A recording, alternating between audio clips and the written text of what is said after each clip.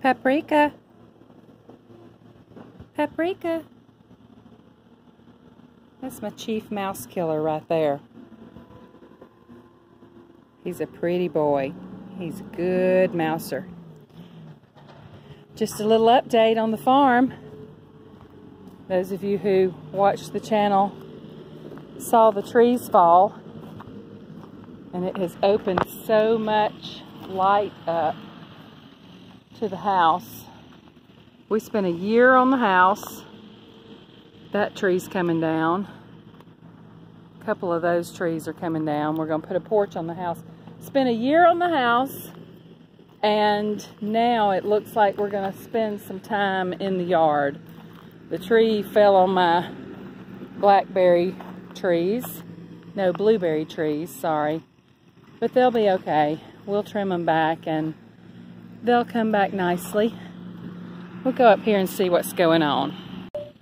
No bee activity. I've got them baited. And I've seen honeybees on the property and the flowers. So we'll see. Brad Averett's in hog heaven. The man up here working. Let him have permission to use these machines. So he's still here working. He's trying to dig out an enormous rock. You can see the rocks that we have dug out so far. They're huge, and they all came out of that one hole. So he is working to grade off flat for a barn and some hoop houses. And he does the grading work in exchange for loads of rocks because he's a landscaper. So that's been a good deal for us. Up toward the front of our property, we are cutting down pine trees. Sometimes Brad cuts them, sometimes the sawmill guy cuts them. Brad dropped that one this morning, and 2 or 3 more on down toward the front of the property. But the sawmill guy is cutting every tree that we drop and some trees that he drops, and he's making piles of lumber. And he takes 60% of the lumber and we get 40%, and no money changes hands. So that's pretty great also. And it's generating all this sawdust that I'm going to use on my garden paths. And here are 2 beams from an old barn that were in our storage shed.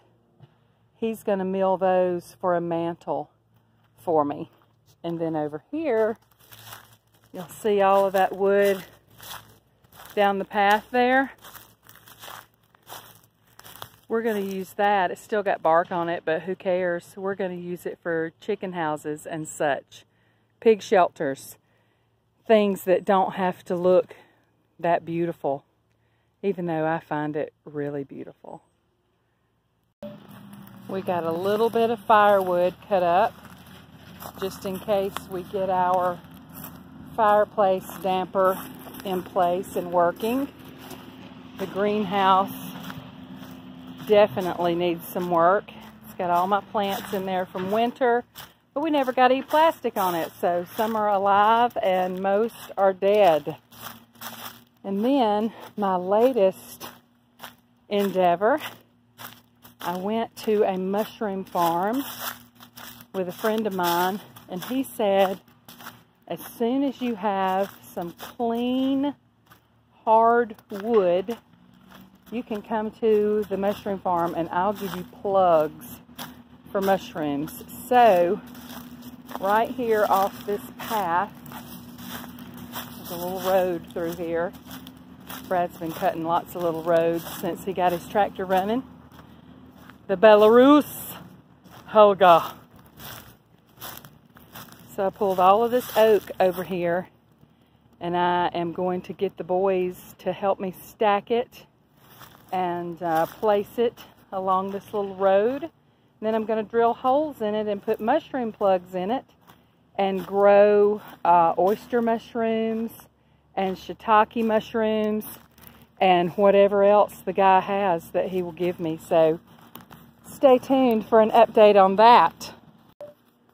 A beauty update is happening.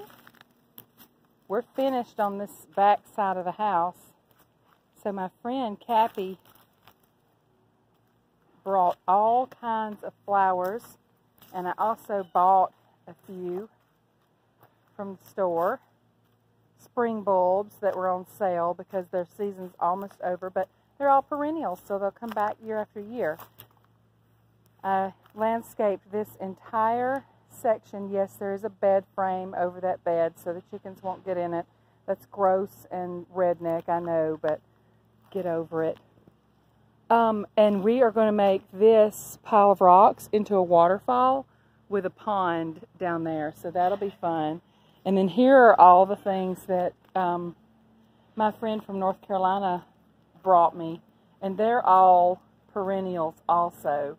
Lemon thyme and daylilies and this stuff called marrow, vinca, all kinds of irises, some creeping jenny.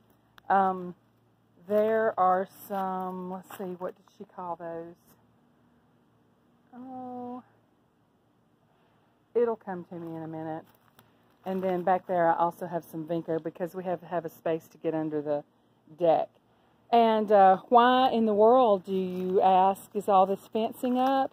Because I have free-range chickens, which is a beautiful romantic idea until you try to plant a garden. And so now I have a fence around this garden, and I just started my vegetable garden, and so the chickens are going to be a little less free range. More on that later. Like, share, subscribe.